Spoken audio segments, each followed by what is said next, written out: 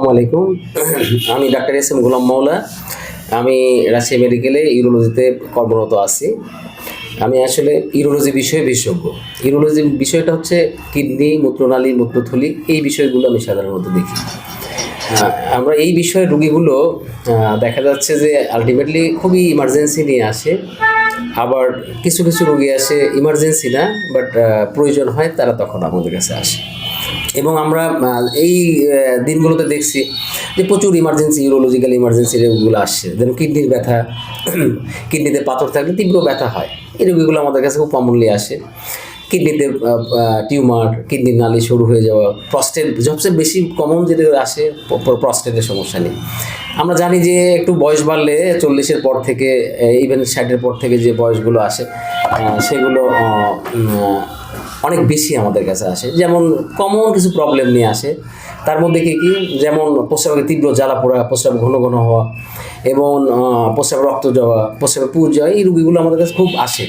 এবং কেন জানি এই রোগীগুলো আমার মনে হয় আগের থেকে অনেক বাড়ছে।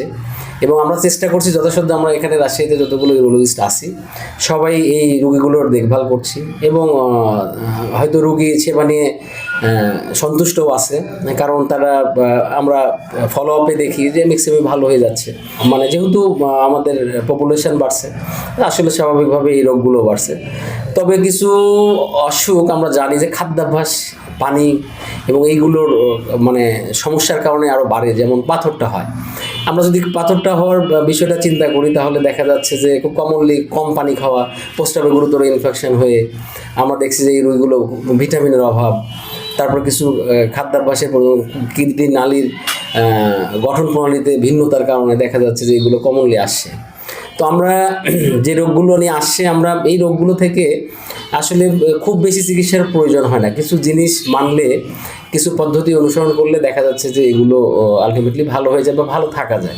আলটিমেটলি বয়সজনিত কারণে যেমন প্রস্টেট বড় হয়, এইটা থেকে ভালো থাকার কিছু পরামর্শই আমরা দিই ইউজুয়ালি প্রথম দিকে।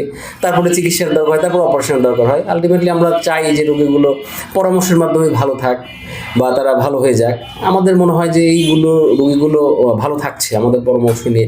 তাদের এই যে আমরা তাদেরকে যে পদ্ধতিগুলো বলি, তারা যেন এগুলোকে ভালোভাবে নিতে পারে, ভালোভাবে এটার মানে বিষয়গুলো জেনে মানতে পারে, এবং তাদের এই অসুস্থ থেকে সে বেঁচে থাকতে পারে। সবাই যেন ভালো থাকে, এই শুভকামনায়। আসসালামু আলাইকুম।